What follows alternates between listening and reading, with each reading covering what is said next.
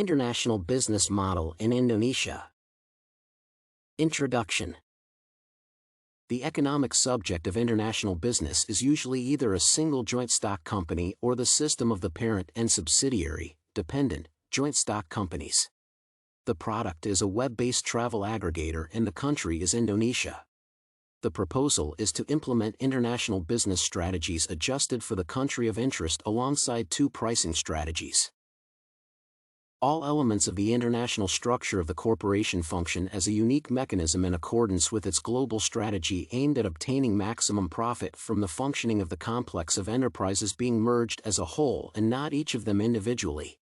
This requires clear guidance from the parent company of foreign affiliates, at the same time allowing them to make their own decisions taking into account the specifics of the local market and the laws of the host country. International business models. The main reasons for product implementation are novelty and the lack of competitors. There are three international business models: polycentric, ethnocentric, and geocentric. The difference lies in the main focus of the given model. Polycentric companies follow the rules of host countries, whereas ethnocentric organizations apply the laws of the state of origin. The geocentric model is proposed because it does not involve the notion of race and ethnicity due to the fact that Indonesia's strong customs and traditions. Branches in each country are created taking into account local conditions and are to a certain extent independent of the strategic center, which formulates only the main goals of the company, taking into account which divisions, while maintaining autonomy in production, marketing, and operational management, solve their problems themselves. Many international organizations provide their foreign organizations with a maximum of independence, bringing their status closer to independent firms. The dependence of such structures on the parent company is determined by its shares in their capital. At the same time, the parent company does not pay much attention to controlling the activities of a foreign branch as long as it functions profitably, but it can provide departments with technological, marketing, and financial support. Strategy for implementation. The best approach to use for the given country is a transnational strategy. The main reason behind it is that this method possesses high global integration and leads to higher local responsiveness. The peculiarity of the market economy, based on private initiative, is the desire of subjects of market relations to maximize profits. This method is used by companies with several units located in different states. Quite often, such groups may be in the form of entirely independent firms conducting independent, separate operations. Therefore, the transnational strategy will give a significant level of comparative advantage due to lower opportunity costs in the given nation. However, the ethno-national strategy will not be appropriate for Indonesia, because it is an Asian nation with strong and conservative values. Two pricing strategies. There are important economic reasons for the emergence and development of the transfer pricing system, which is the first pricing strategy. The rationale for that is Indonesia's rigid market for web products. It will allow to lure in more people through cheaper initial offers. The origins of its appearance are in the desire to appear in the 20th century.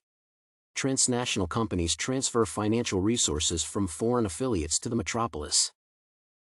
In multinational companies, more than 50% of all capital transfers from foreign subsidiaries and affiliates are made through dividend payments.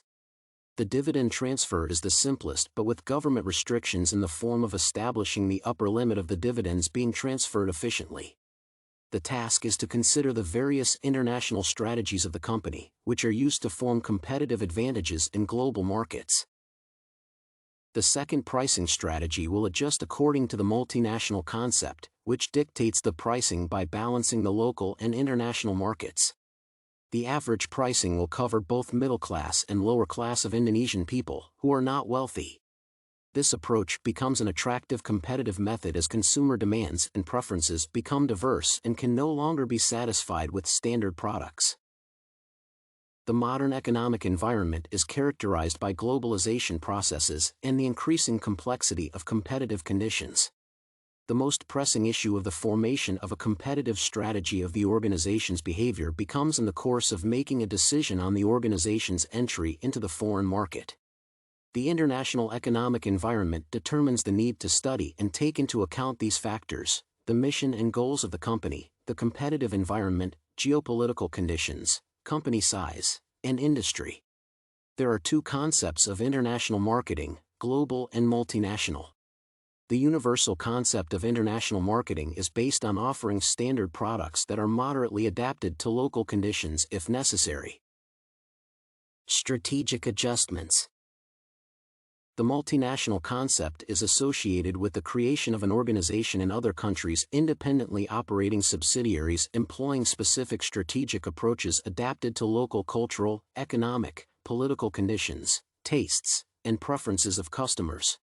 In the theory of international marketing, managing an organization's competitiveness includes choosing one of the following competitive strategies that determine the relevant principles of an organization's market behavior. It is a corporate strategy, a business strategy, and a functional strategy.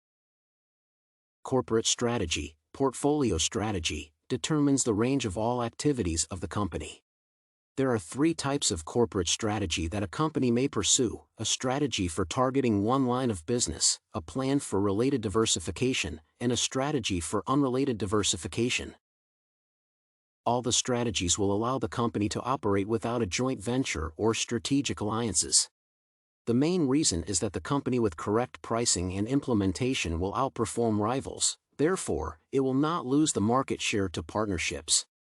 The strategy of targeting one type of activity involves making profits from one business line, in other words, from launching a single product or providing a unique service. When using this strategy, the company becomes more competitive, as the latter specializes in developing a specific product or group of products and tries to do it better than its competitors.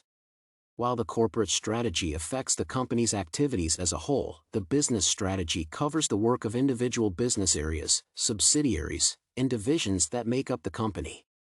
A business strategy determines how to compete in each market that a company penetrates. Conclusion. In conclusion, the high transfer price from the point of view of the buyer can be justified by the fact that the seller has provided a substantial delay in payment, undertakes to deliver the goods at his own expense, has provided an increased warranty period. In general, the analysis of legislation and judicial practice allows people to conclude that the use of transfer pricing is currently fairly free. The only thing that the taxpayer should take care of is the evidence of the reasonableness of the prices applied. At the same time, effective methods of such proof are already sufficiently developed by the existing practice.